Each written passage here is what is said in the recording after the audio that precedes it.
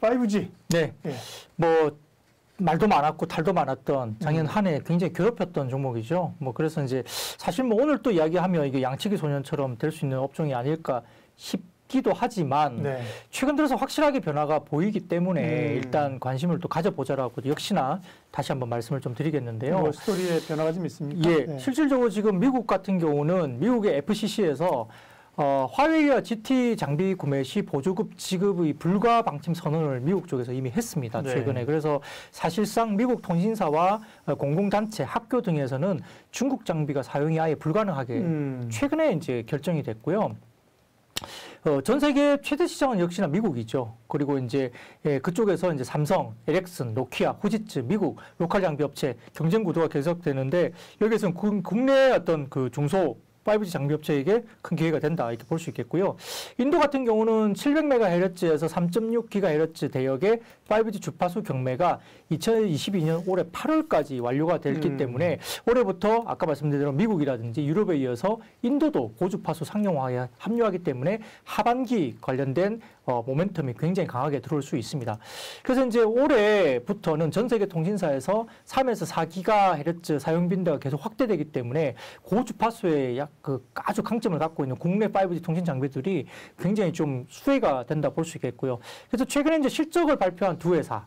그러니까 첫 번째 같은 경우는 솔리드 말씀드리겠습니다. 솔리 같은 경우는 4분기 어닝 서프라이즈가 나왔죠. 지금 4분기가 연결 매출액이 935억 원, 그리고 영업이익이 130억 원이 나오면서 엄청난 어닝 서프라이즈가 나왔습니다. 솔리드 같은 경우는 3분기 누적이 엄청나게 적자가 나왔었는데요. 4분기 한 분기만 130억이 나왔습니다. 이거는 이제 12월 달에 미국의 DAS 관련된 매출이 급증했고요.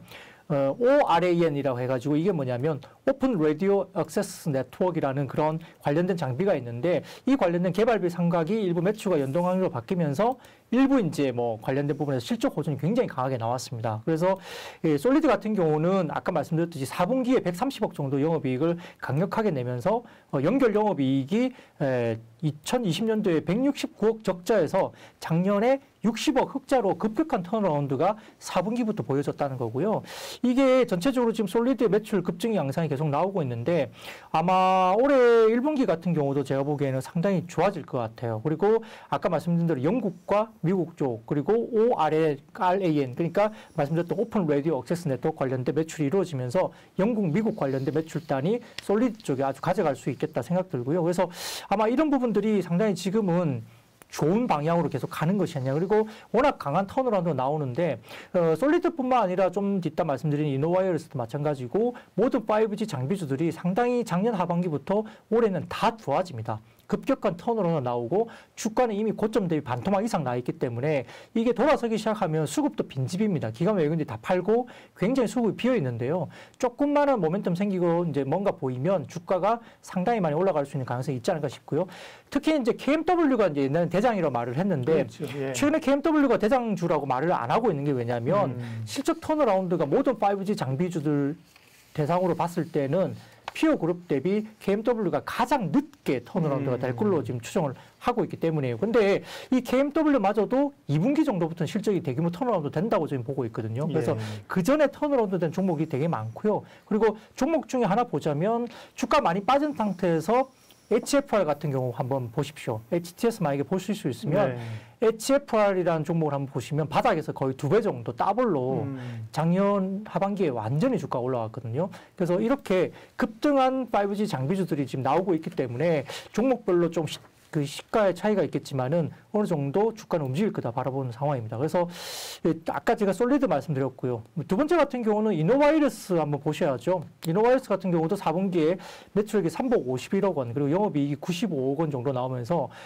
시장 예상치를 크게 상회하는 어닝 서프라이즈가 또 나왔습니다. 그래서 실적 호전 같은 경우는 시험 장비 매출액이 4분기에 집중됐고요. 그리고 일본의 스몰셀 매출이 개시됐는데 일본 같은 경우도 일본의 로컬 장비 업체들이 길을 못 썼습니다. 거의 뭐 중국의 화웨이 장비라든지 이런 것들이 거의 90% 이상을 이제 장악을 했었어요. 근데 일본도 보면은 네트워크 장비 업체들을 로컬 업체들을 키워주고 싶어서 세제 혜택을 굉장히 강하게 주기 시작했습니다. 그래서 로컬 업체들의 MS를 한 30에서 40%까지 올리자라고 한 게 일본 정책이었습니다. 정부 정책. 그래서 로컬 업체들을 굉장히 강하게 푸시를 했기 때문에 일본 로컬 업체들의 스몰셀 관련된 발주가 굉장히 많아졌고요. 이노와이러스가 거기에 대한 수혜를 받는 걸로 보시면 되고요. 따라서 이제 수주가 연말부터 매출로 인식되고 있는 상황이고 아마 이제 4분기 이후에 1분기 같은 경우도 사실은 약간 그 비수기거든요. 이노바이러스 같은 경우는. 근데 1분기도 아마 분기로 봐서는 아마 1분기 비수기임에도 불구하고 1분기 역대 최대 실적이 나올 걸로 보는데요.